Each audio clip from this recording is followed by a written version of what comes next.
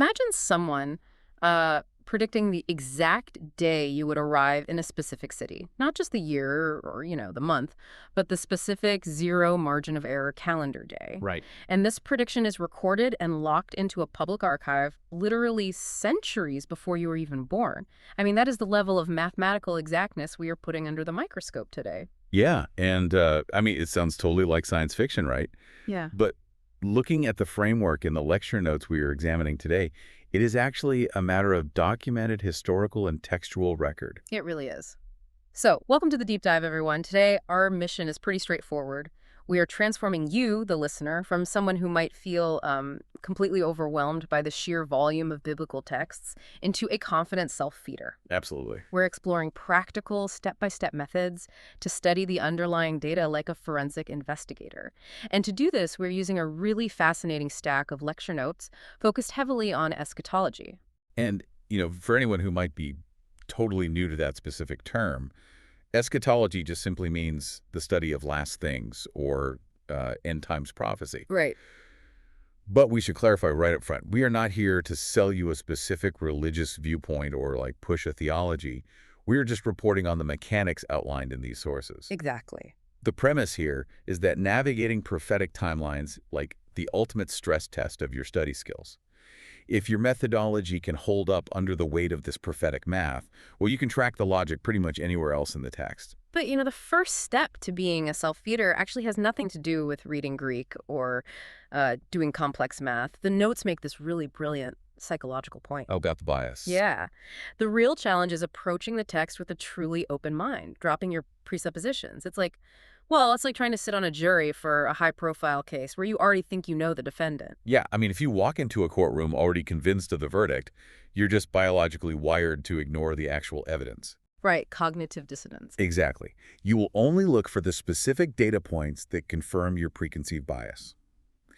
And the notes argue the same thing applies to textual analysis. They actually point to a historical example of what the exact opposite of that bias looks like. The Bereans, right. Right, referencing a group of people in the book of Acts called the Bereans. The Acts 17.11 principle. Correct. The text praises the Bereans because they didn't just, blindly accept what they were being taught by these big authority figures. They received the message, sure, but then they searched the scriptures daily to verify the claims themselves. And the wording there is really interesting. It is, because what makes this relevant to our methodology today is the original Greek term used for the word searched. It doesn't mean casually flipping through pages while drinking your morning coffee. Right. The linguistic root actually implies tracking or stalking game, like a hunter actively pursuing an animal through a dense forest. So you're actively looking for the snapped twig or the footprint in the mud. Exactly. And that brings us to the second foundational concept for a self-feeder, which is hermeneutics. Which sounds intimidating, but it's really not. No, not at all. Hermeneutics is simply your theory of interpretation. It's the lens through which you view the text. Are you reading something allegorically, or are you taking it literally? Right. The framework of these lecture notes argues that you have to take the text incredibly seriously, treating every single word as deliberate. Which brings up a really massive claim from the author of these notes. The premise here is that the Bible, which is, a collection of 66 books written by 40 different authors over thousands of years. Right, a huge span of time. Exactly.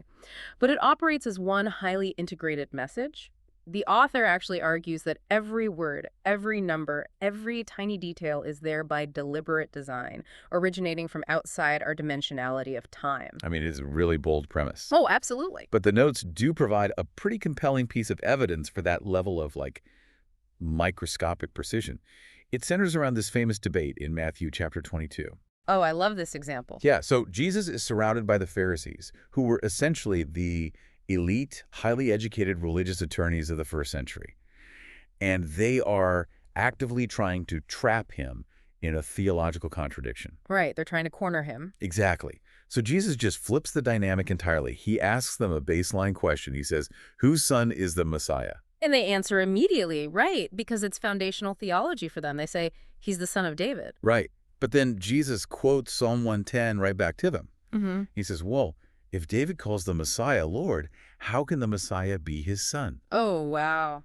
Yeah, and according to the narrative, this completely silenced the Pharisees. They had absolutely no idea how to answer, and from that day forward, apparently no one dared ask him any more questions. You know, I've read that story before, and I always found it kind of confusing. Like, why were these brilliant legal scholars completely stumped by what sounds like a simple riddle about a family tree? Yeah, to understand why it totally broke their arguments, Right. you actually have to look at the original Hebrew of Psalm 110.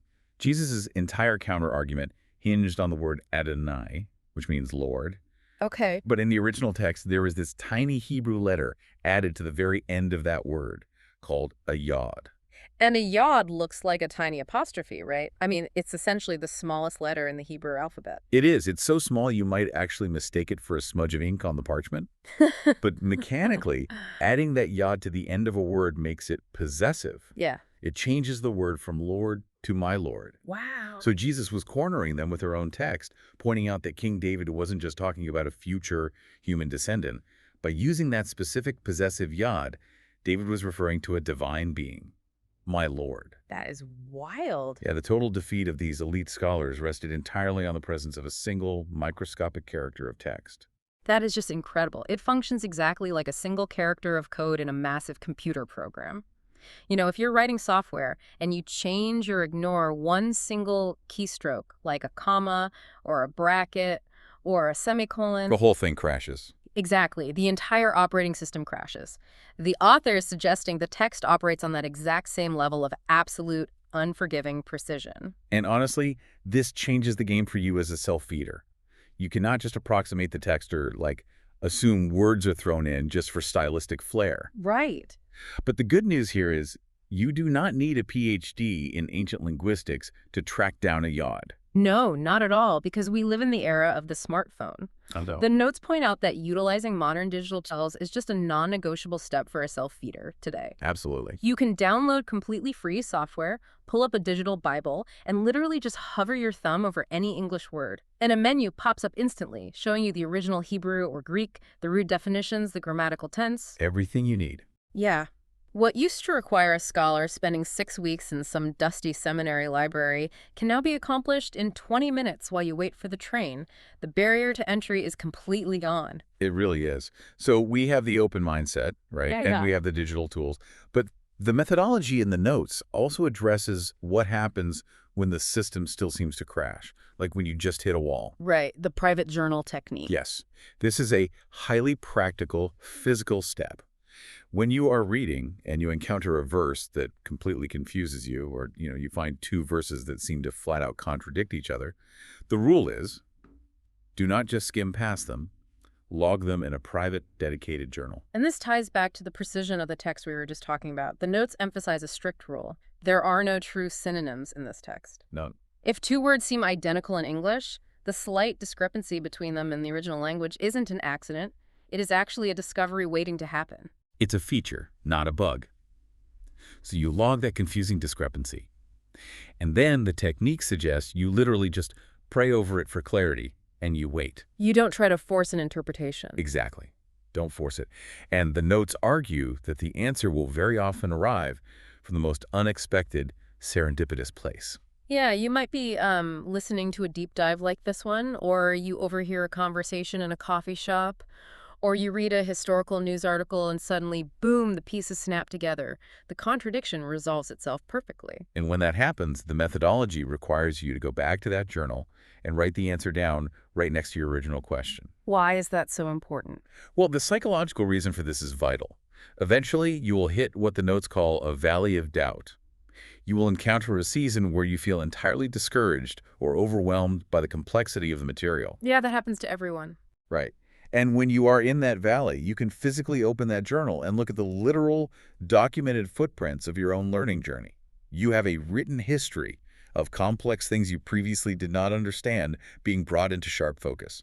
It's basically a compass for when you get lost in the forest. Okay, so you, the listener, now have your unbiased mindset, your digital tools to track the yod, and your private journal to track your progress. You're fully equipped. Yes. So it is time to put this methodology to the ultimate test. We are applying this directly to Daniel chapter 9. Ah, Daniel 9. This is widely considered the deep end of the pool for prophetic analysis. But it is essential because Jesus himself actually highlighted it. Right, in the Olivet Discourse. Yeah, Jesus gives this highly confidential briefing to his 4 inner circle disciples, Peter, James, John, and Andrew. They ask him directly about the timeline of the end of the world. And Jesus essentially bypasses a dozen other prophets and points them straight to the book of Daniel, specifically the 70 weeks prophecy, as the foundational guide. The argument here is that if you understand the mathematical mechanics of the last 4 verses of Daniel 9, the rest of biblical prophecy just snaps into place. Exactly. But if you get Daniel 9 wrong, your entire timeline crashes. So let's look at the raw data. Daniel 9, verse 24. The angel Gabriel tells Daniel that 70 weeks are determined upon thy people and upon thy holy city. Okay, and as a self-feeder, we have to define those terms immediately, right? Daniel is a Jewish captive praying in Babylon about the ruins of Jerusalem. So within the textual context, thy people strictly means the nation of Israel, and the holy city strictly means Jerusalem. Now, hold on. I want to push back on this just a bit because I see people make this interpretive leap all the time. Right. If someone applies an allegorical hermeneutic here and they read the church into a verse that specifically says, thy people Israel, how does that impact the analysis? Well, according to the framework we are studying, reading the church into this specific prophecy completely derails the timeline. Wow, completely. Completely. Distinguishing between God's dealing with Israel and God's dealing with the church is literally step 1 of prophetic analysis. The text says these 70 weeks are explicitly dedicated to Israel and Jerusalem to accomplish 6 specific things, which include making an end of sins and bringing in everlasting righteousness. Which obviously has not happened yet in Jerusalem. Right, so we know the conclusion of this 70-week timeline stretches into the future, but the initial 69 weeks of it are historical, and the mathematical precision here is where this gets totally astounding. Okay, let's walk through the math step by step for everyone. The text breaks the first 69 weeks down into 2 blocks. 7 weeks plus 62 weeks. Right. These are translated as weeks of years, meaning each week is a set of 7 years. So 69 times 7 gives us 483 years. And verse 25 gives us the exact starting gun for this countdown. The clock triggers on the commandment to restore and build the streets and the walls of Jerusalem. Not the temple, mind you, the city infrastructure itself. And because of secular historical records, we know the exact date that decree was issued. King Artaxerxes of Persia gave that specific commandment to Nehemiah on March 14th, 445 BC. So we have our starting date. But how do we accurately calculate 483 years into days to find the finish line? This is where a 19th century investigator named Sir Robert Anderson comes into the picture. This guy's background is amazing. It really is. Anderson was actually the head of the Criminal Investigation Department at Scotland Yard. He brought his forensic detective skills straight to the biblical text. And he solved this massive mechanical problem regarding how the ancient calendars actually work. Exactly. Anderson realized that you cannot use our modern 365-day solar calendar to do biblical math. By cross-referencing other parts of the text, he discovered the framework consistently uses a 360-day prophetic year. For example, in the book of Genesis, the text states the flood lasted for 5 months and explicitly defines those 5 months as exactly 150 days. That means each month is exactly 30 days. Later in the book of Revelation, the text equates 42 months to exactly 1,260 days. The math is perfectly consistent everywhere. Yeah, 42 times 30 is exactly 1,260. The baseline is a 360-day year. Okay, so applying Anderson's forensic math to Daniel, we take the 69 weeks of years, which is 483 years. We multiply 483 by the 360-day prophetic calendar. That gives us exactly 173,880 days. And when you count forward exactly 173,880 days from that decree on March 14th, 445 BC, adjusting for leap years along the way, of course it lands on one specific day in history, April 6th, 32 AD. The precise day of the triumphal entry. The exact day Jesus rode a donkey into Jerusalem, allowing himself to be publicly proclaimed as the Messiah for the very first time. I mean, the margin of error on a multi-century countdown is literally zero. Zero. And what makes this airtight from a skeptical perspective is the Septuagint. The Septuagint is a Greek translation of the Hebrew Old Testament, which was commissioned by Ptolemy Philadelphus in Alexandria, Egypt. Which happened around 285 BC. Exactly. Nearly 3 centuries before Jesus was even born, this specific mathematical prophecy was translated, locked in stone, and housed in the Library of Alexandria for the secular world to see. It is just mathematically impossible for this to be some retroactive contrivance. But the lecture notes are very clear that this math is not just a fascinating parlor trick, right? Missing the math actually had a horrific, tragic cost. It really did. On that exact day, April 6th, 32 AD, the Gospel of Luke records Jesus approaching Jerusalem and weeping over the city. Yeah, he tells them, "If thou hadst known, even thou, at least in this thy day." This thy day, meaning the 107,380th day. Exactly. He tells the city, their peace is now hidden from their eyes, Mm. specifically because they knew not the time of thy visitation. Jesus literally held the religious scholars and the nation accountable for not doing the math that the angel Gabriel handed to Daniel centuries earlier. And because they missed the deadline, Jesus predicts a absolutely brutal outcome. He says enemies will build a trench around them, level the city to the ground, and not leave one stone upon another. And exactly 38 years later, which the notes point out is mathematically considered a generation in biblical terms, that specific prophecy was fulfilled. In 70 AD, the Roman legions under Titus laid siege to Jerusalem. It's truly one of the darkest moments in ancient history. Over 1 million people were slaughtered, the temple was set on fire, and the heat was so intense that the gold detailing melted and ran down into the cracks between the massive stone blocks. To recover that gold, the soldiers used pry bars to literally overturn every single stone. Not one stone was left upon another, exactly as predicted. The cultural trauma is so deep that even today, at Jewish weddings, a glass is crushed underfoot to commemorate the destruction in 70 AD. The author of the notes actually uses this historical event to demonstrate another vital skill for a self-feeder, Right. using the actual data to correct popular assumptions. Oh, this is fascinating. Right. For decades, commentators assumed that because the Roman Empire destroyed the temple, it meant Western Europeans were the ones who fulfilled the prophecy. That assumption fueled endless theories about, like, a revived European empire or a European Antichrist. Wait, if the Roman Empire commanded the siege, why wouldn't they be European? Because when you dig into the military archives of the time, you find the primary force used to destroy the temple was the 10th Legion Fretensis. The Roman Empire didn't ship troops from Italy all the way to the Middle East for this. They conscripted local auxiliary forces. The 10th Legion was stationed in Syria. They were Roman by uniform, but historically and genetically, they were Assyrian and Middle Eastern conscripts. That is a massive paradigm shift. If a self-feeder does the historical homework, they realize the geographic focus of the prophecy isn't pointing toward Rome or Western Europe at all. It points directly back to the Middle East. Precisely. Careful textual and historical analysis changes the entire trajectory of the model. But this brings us to an unavoidable mathematical collision. Oh, the timeline issue. Yeah. If the first 69 weeks ended perfectly on the day of the triumphal entry and the 70th week represents the future end times, what happened to the clock?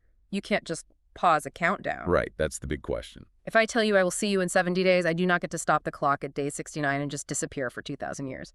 How does the text actually justify hitting a pause button on the math? That is the most common critique, for sure. But it is answered by examining the exact grammar of Daniel 9.26. Verse 25 covers the 69 weeks. Verse 27 covers the final 70th week. But verse 26, it's completely isolated between them. Okay. And verse 26 explicitly states that after the 69 weeks, the Messiah will be cut off. The Hebrew word is karet, meaning a violent execution. But he is cut off not for himself.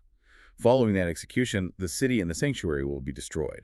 Which is the destruction of Jerusalem in 70 AD that we just talked about. Right. So Daniel is given events, the execution of the Messiah and the destruction of the city, that must occur after the 69 weeks end, but before the 70th week begins. The text itself demands a void, an unspecified period of time inserted into the timeline to accommodate these events. So the timeline isn't continuous. There is a built-in gap. It creates a massive interval that has lasted for nearly 2,000 years. And what exactly fills this 2,000-year interval? The Church Age. Wait, why is an era dedicated to the Christian church sitting right in the middle of a Jewish prophecy about Jerusalem? Well, according to the notes, the Church Age was a complete mystery, which is a technical term meaning something previously hidden but now revealed. It was kept entirely secret from the Old Testament prophets. Really? Entirely secret? Yes. They saw the suffering of the Messiah and the glory of his future kingdom, but they did not see the 2,000-year valley between those two peaks. The Church Age was born at Pentecost when the Holy Spirit descended 50 days after the resurrection. So it operates like a timeout in a sports game. The prophetic clock for Israel ran out at the 69th week, the buzzer sounded, the clock stopped, and this completely unpredicted era of the church was inserted onto the field. That is an excellent analogy. Recognizing this interval is the absolute key that unlocks eschatology for a beginner. That makes so much sense. Yeah, as a self-feeder, once you realize that during this gap, God is dealing primarily with the church, all the confusion just dissipates. The church does not replace Israel. It occupies the gap. When the interval ends, the church is removed, the timeout is over, and the clock resumes for that final 7-year, 70th week. And the focus shifts entirely back to Israel and the Gentile nations. Exactly, which is exactly the sequence detailed in the book of Revelation. You know, if you do not understand the mechanics of that gap, you will constantly try to force church events into Israel's timeline, and the math will always crash. But when you isolate the interval, the logical consistency of the notes framework is stunning. Everything snaps into its proper place. Let's zoom out a bit and look at the incredible toolkit you have just acquired. We started with the psychological hurdle of dropping your biases and hunting the text like a Berean. And you learn how to utilize modern apps to bypass the academic gatekeepers, tracking the microscopic, software-level precision of the text all the way down to a single Hebrew yod. You now know the psychological value of a private journal, too. Logging your confusion, refusing to accept synonyms, and tracking the breadcrumbs of your own discoveries to survive those valleys of doubt. And you have seen how these mechanics apply to the ultimate test, validating the 360-day prophetic math of Daniel's 69 weeks, digging into the historical reality of the Assyrian conscripts in 70 AD, and uncovering the grammatical justification for the church age interval. You, the listener, are no longer just casually reading. You have the practical mindset and the tools to analyze the underlying data. But before we wrap up this deep dive, we want to leave you with one final provocative piece of data from the notes to mull over as you start your own investigation. We spent a lot of time analyzing how this hidden church age interval was a secret gap in the timeline. But the author's research suggests that while it was hidden, the concept of a gap is actually implied subtly, exactly 24 times throughout the Old Testament narratives. 24 specific intervals. Yes, and what makes that number fascinating is when you move to the highly coded symbolic language of the book of Revelation, and John is describing the redeemed sitting around the throne of heaven representing the church. Let me guess. There are exactly 24 elders. Wow. It is never just a random number, so here is our challenge to you. The next time you are reading through the text, keep your eyes open for the number 24. What other deliberate codes, connections, and mathematical overlaps are woven into the architecture of the text, just waiting for you to stalk them like game? Happy hunting. Thanks for joining us on this hour on the Archive Hour. Join us on our next hour as we bring you more adventures from the Bible.